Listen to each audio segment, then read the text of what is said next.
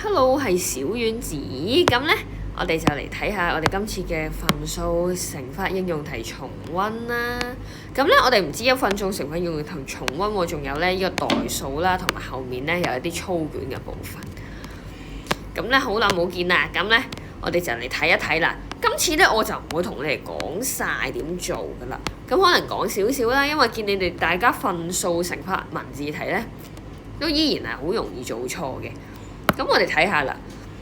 咁咧，其實最緊要做呢啲咧，都係要留意佢啲用字啊。好似第一條相差，逢親相差一定大減細，呢啲一定要記住佢啦。咁好似呢條咁，相差咁一定係大減細，咁我哋就會用咩啊？多啲嗰個分數減細啲嘅分數啦。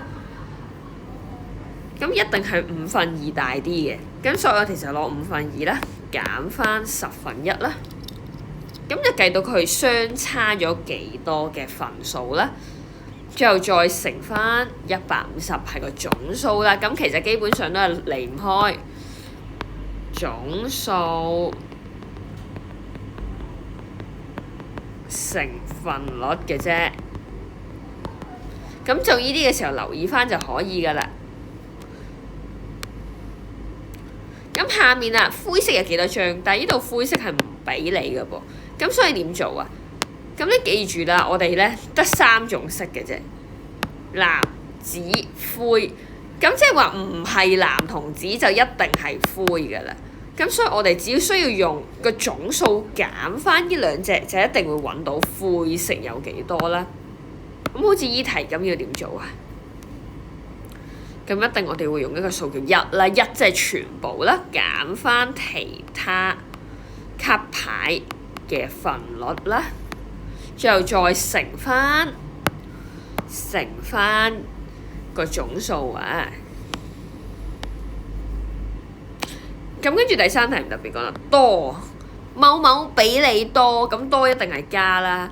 咁攞咩嚟加1/5啊？咁一定原本加多1/5，咁只要1加1/5啦，再乘翻總數啦。咁你哋自己做埋佢啦。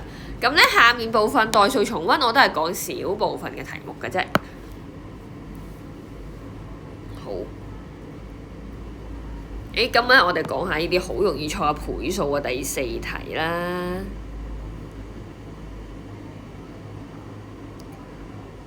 同埋第2題呢啲倍嘅通常你哋都好容易做錯嘅。咁我睇第2題啦，有4N 張係普通版 A4 紙嘅2倍，兩者相差幾多張喎？即係普通版嘅2倍，普通版乘2啊，就等於4N 喎。普通版乘2等於4N 啊。咁所以普通版應該得幾多？應該得2N 啦，係咪啊？得一半啫嘛。咁兩者相差幾多張？其實就係咩啊？2N 減翻4N 減翻2N 張啦，係咪？大減細啦。逢親見到相差大減細，咁所以呢個就會係咩啊？4N 減翻普通嘅2N啦。咁所以應該都係計到係2N 張嘅。好，咁我睇埋第4題啦。一條黃瓜售M蚊，一個冬瓜售價係一條黃瓜嘅5倍。咁你哋記住小心呢啲乜係乜嘅咩倍喎？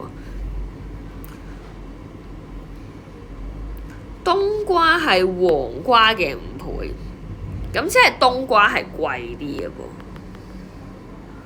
噃。青瓜係平啲嘅噃，係咪？咁我哋依家係點啊？我哋依家係揾平啲定貴啲啊？我哋揾貴啲嗰個冬瓜喎。青瓜嘅5倍係等於冬瓜。咁你諗下，一個青瓜係 M， 咁5個咪5M 咯，所以呢條就係5M 蚊咯。咁咧，你做嘅時候記住小心睇邊個係咩倍。如果我話 A 係 B 嘅5倍，咁 A 一定係大啲嘅噃，即係 B 要乘5先等於 A 啦。咁所以呢題都一樣啦。5條青瓜先等於一個冬瓜，咁所以係5M 啦。好，咁咧跟住隔離呢版就俾自己做，你哋自己試下做啦。咁咧我哋講少少應用題先。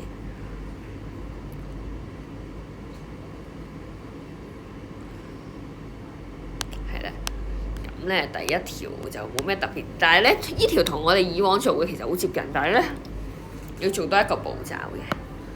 因為咧，佢今次咧，平時我哋會話每平方米噶嘛，但係今次佢話每2平方米喎，即係今次每2平方米嚟計一次嘅。咁所以我哋做多啲步驟。咁首先第一步大家都識㗎啦，就係計翻呢個木板嘅面積先啦，係咪？咁一定係長乘高啦，就揾到佢嘅面積啦。咁揾完佢面積之後咧，每2平方米，咁我哋係咪要計下有幾多個2平方米啊？咁點計啊？就係除翻2咯。第一步，呢個叫做揾面積。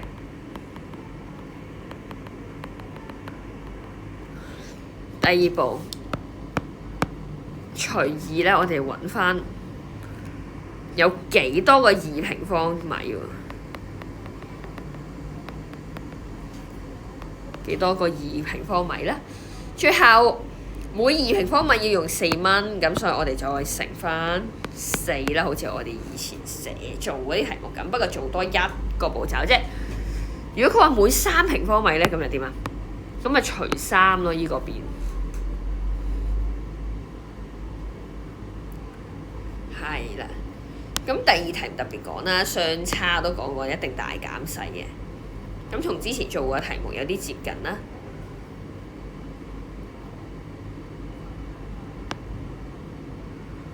好，咁咧講一下第5題先，因為你哋咧有好多人唔知咩叫若干塊嘅，若干塊即係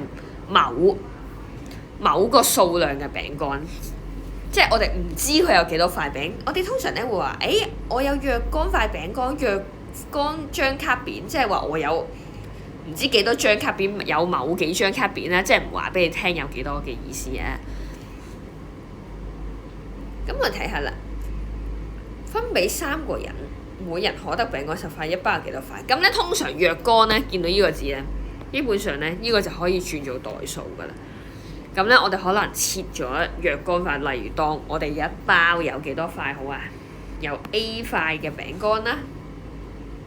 咁我逐個做喎，我哋開始起點就是終點，我哋要揾嘅係咩啊？我哋要揾嘅係一包餅乾。咁我哋就從呢個一包餅乾開始睇啦。首先一包餅乾，我哋當佢有 A 塊啦，我哋切咗佢係 A 先啦。因為 A 塊餅乾平均分俾3個人，分俾人，逢親見到分俾人一定就係除㗎啦，即係依包餅分俾人1個、2個、3個，咁呢啲一分嘢就一定係除啦。將餅乾嘅數量除翻3個人啦。咁咧記住我哋寫除咧就唔好咁樣寫喎。通常咧我哋依家要會用分數嘅方式寫㗎啦。呢個咧即係 A 除3嘅意思。咁 A 除完3就等於幾多？每人有10塊，就等於10咯。咁就可以計算到㗎啦。好，咁咧你哋如果唔肯定，好肯定咧，可以好似我咁畫翻張圖，就咁就易明啲啦。